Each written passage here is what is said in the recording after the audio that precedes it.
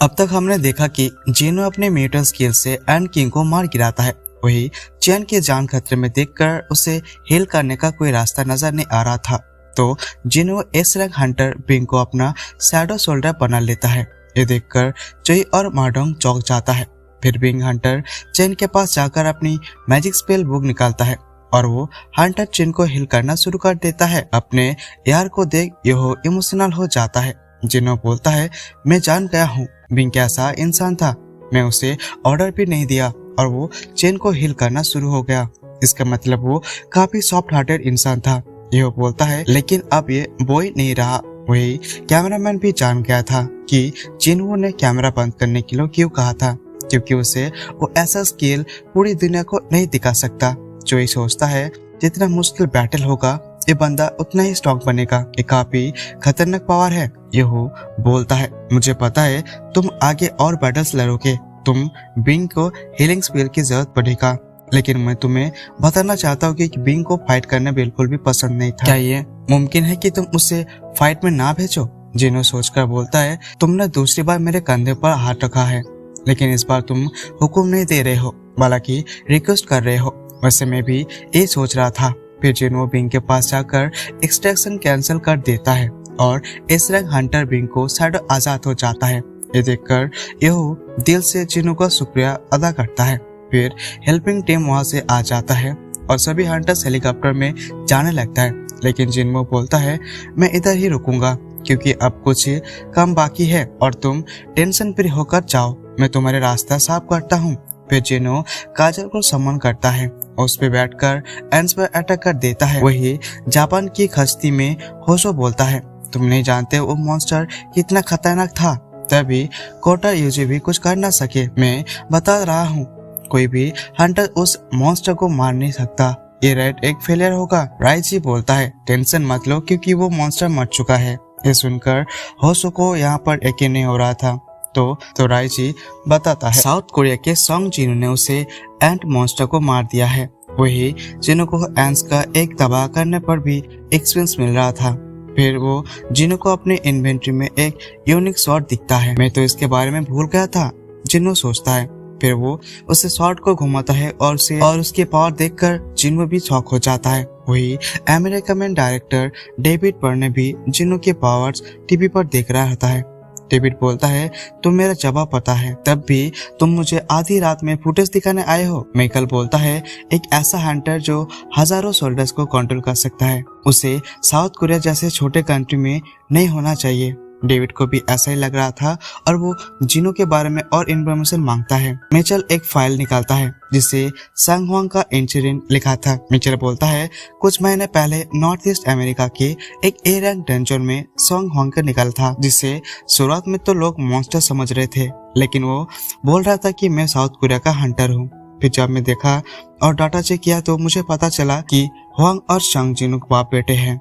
David बोलता है, तो ये हमारा मौका है, लेकिन साउथ कोरिया का हमारे साथ काफी टाइम से कनेक्शन बना हुआ है। अगर हम उसके 2 हंटर्स ले लेते तो ऐसा नहीं लगेगा कि हम कनेक्शन खत्म करना चाहते हैं। मिचेल बोलता है, लेकिन इसे बंदे को पाना ज्यादा जरूरी है। डेविड बोलता है, क्या तुम ये कर सकते हो?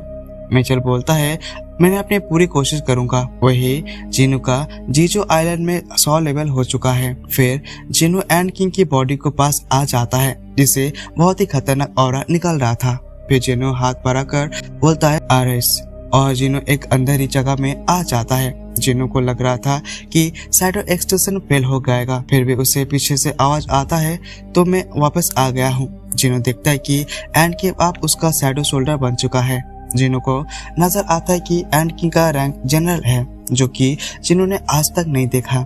इसका मतलब ये शैडो बाकी शैडो से सबसे ज्यादा ताकतवर है। अब जिनो को इनको अपना न्यू शैडो शोल्डर बनाना सोचता है कि तभी उसे आवाज आती है, मेरे आका मुझे एक नाम दे दो। जिनो सोचता है, क्या ये मेरे साथ भी रॉयल रहेगा? तो वो अपने आप से सोचता है, तुम बात किस तरह से कर रहे हो? मैंने ही तुम्हें मारा है, तो तुम क्या अभी भी मुझे फॉलो करोगे? एंड किंग बोलता है, मैं मरा नहीं, हालांकि आपने आका के पावर से वापस जिंदा हो गया हूँ, इसलिए मैं बहुत ही खुश हूँ और मैं हमेशा आपके साथ ही रहूंगा। मेरे आका, तो प्लीज मुझे एक नाम दीजिए। फिर जिनो को नाम सोचता है और उसे एक फेमस नोबेल राइटर ब्रेनर्ड का नाम याद आता है। आज से तुम्हारा नाम बीरू है। बीरू भी ये सुनकर खुश हो जाता है। अब जिनो एंड क्वीन के पास जाकर एरेस बोलता है और एंड क्वीन उसका शैडो शोल्डर बन जाती है। जिनो देखता है कि एंड क्वीन के शैडो शोल्डर बनने के बाद उसका बाकी एंड के साथ कनेक्शन वीक पड़ गया है। तो वो बीरू से पूछता है ये सब क्या चल रहा है। बीरू बोलता है क्वीन की नॉर्मल एबिलिटी एंड्स को कॉलोनी को कंट्रोल करना है, अब से क्वीन एंड्स का कंट्रोल करेगी। बीरू बोलता है जी मालिक, और क्वीन का काम बस एंड्स को पैदा करना था, और क्योंकि अब उसका बॉडी नहीं रहा तो वो एंड्स को पैदा नहीं करेगा। जिनो बोलता है तो क्या क्वीन फाइट नहीं कर सकता। बीरू बोलता है जी मालिक, क्वीन फाइट नहीं कर सकती। इसका मतलब एंड क्वीन जिनो के लिए यूजलेस थी, तो उससे क्वीन को शैडो एक्सटेंशन कैंसिल कर देता है। वही बाकी शैडो शोल्डर मैजिक क्रिस्टल जमा करने में लगे हुए थे, तो जिनो उन्हें मना कर देता है क्योंकि ये क्रिस्टल जीजू आइलैंड के दोबारा रिबूट करने में काम आएगा। जिनो के पास एंड किंग की बॉडी से एक स्टोन मिला था।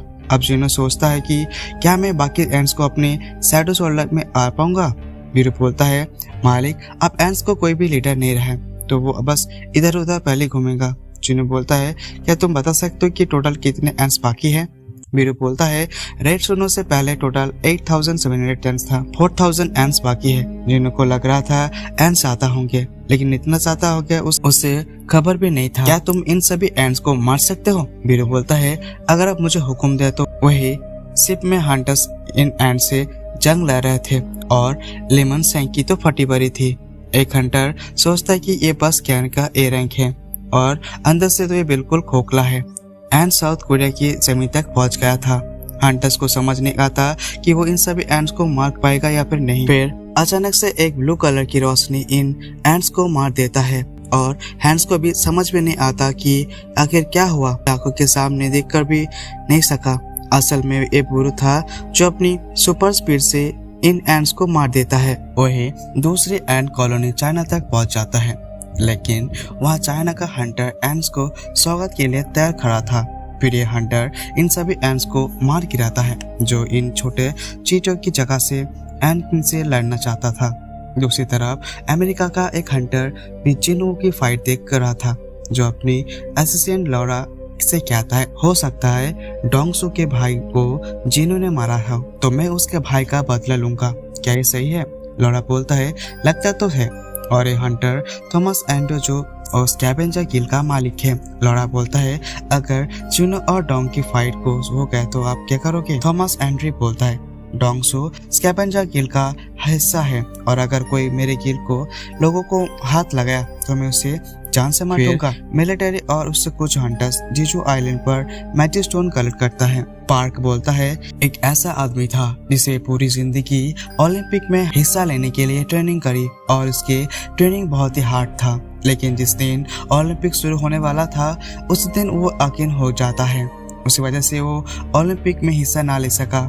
उसका भाई बोलता है क्या ये आपकी कहानी है।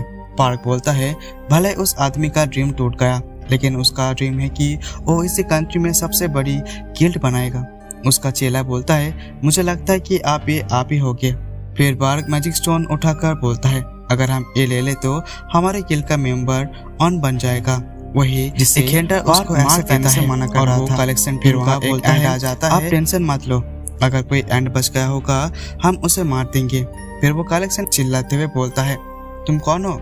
और यहाँ पर एक आदमी भी आया हुआ था।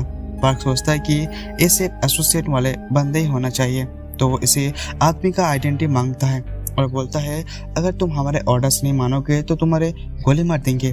फिर वो आदमी बीस्ट लैंग्वेज बोलता है। पार्क समझ जाता है कि ये एक मॉन्स्टर है। फिर कोई चुटकी बजाता है और ये सारे हंटर्स बेहोश हो जाता है। असल में ये मॉन्स्टर बीस्ट मनरोज है और इसका साथ फर्स्ट मनरोज भी आया था। बीस्ट मनरोज बोलता है तुम ये क्या कर रहे हो। फर्स्ट मनरोज बोलता है मैं तो बस इन्हें थोड़ी देर के लिए सुला दिया है। बीस्ट मनरोज बोलता है देखो ये उसी की पावर है। फर्स्ट मनोज बोलता है लेकिन वो इंसानों को की मदद क्यों कर रहा है। बीस्ट मनोज बोलता है पता नहीं, अगर तुम जानना चाहते हो तो खुद उससे पूछ लेना। अब फर्स्ट मनोज एक टेलीपोर्ट गेट बनाता है और वो बोलता है हमारे हंटर जारी रहेगा। बीस्ट मनोज बोलता है और लगता है कि वो इसे भी कंट्री में है, लेकिन फर्स्ट मनोज के कोई सीन नहीं बन रहा था। लेकिन फर्स्ट मनोज कोई सीन नहीं बनाना चाहता था। तो ये यहाँ से चला जाता है, जिस पर बीस्ट मनोज उसे कुट्टू बोलता है और खुद भी टेलीपोर्ट गेट बनाकर वहां से चला जाता है। वही जीनू जीजू आइलैंड में मरे हुए हंटर्स के फनल में आया हुआ था। अब वो जीजू आइलैंड के बाद जीनू काफी फेमस हो गया था। कई सारे लोग उसकी तारीफें करने लगता है, लेकिन कुछ लोग उसकी बुराई भी करते हैं, क्योंकि लोगों को कहना था कि अगर जीनू जीजू आइलैंड में जल्दी चला जाता तो कई सारे हंटर्स की जान तो बच जाते। इसे फिनल में यहू भी आया हुआ था।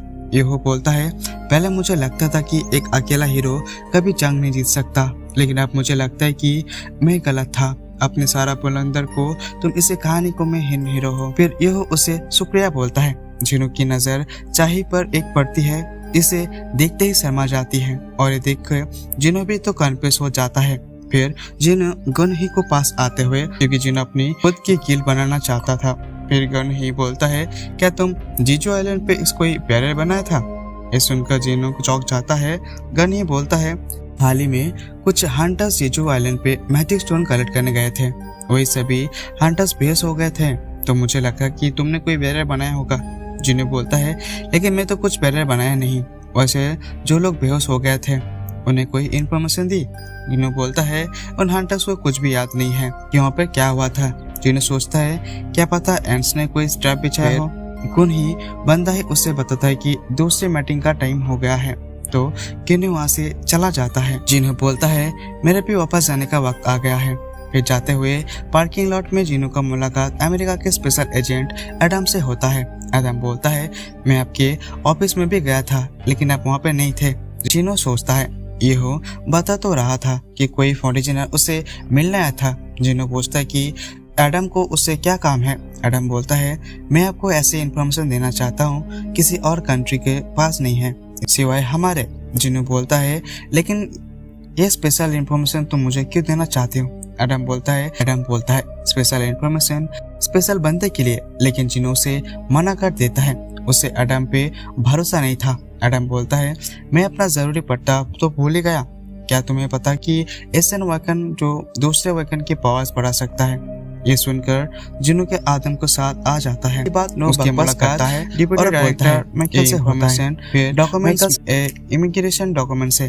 वैसे तो अमेरिका के सिटीजनशिप लेने में 2 साल लग जाता है, लेकिन आप एक ही सेकंड में हाँ बोल तो और दूसरे सेकंड में आपकी अमेरिकन सिटीजन मिल जाएगा, क्योंकि आप हंटर सुंग जीनू है। जीनू बोलता है, एडम ने तो मुझे कहा था कि अभी सिर्फ इन्फॉर्मेशन ही मिलेगा, मुझे बताओ क्या सच में मेरी पावर बढ़ सकता है? मैकेल बोलता है, वो शख्स यहाँ पर पहले से ही मौजूद है, मिस लेना को अंदर आने दो। फिर मिस लेना रूम में आ जाती है, जिसे देखते ही जीनू की आंखें खुली जाती है और ये एपिसोड यहाँ पे खत्म हो जाता है।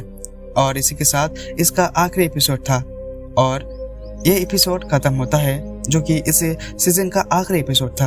अगर आप सीजन 3 देखना चाहते हो तो मुझे कमेंट पर जरूर बताना, मैं उसके लिए वीडियो बनाकर लेकर आऊंगा। चैनल पर नए तो सब्सक्राइब करके बेल आइकन को प्रेस कर दे। तो चलिए मिलते हैं अगले वीडियो पे। Thank you, tata, bye bye.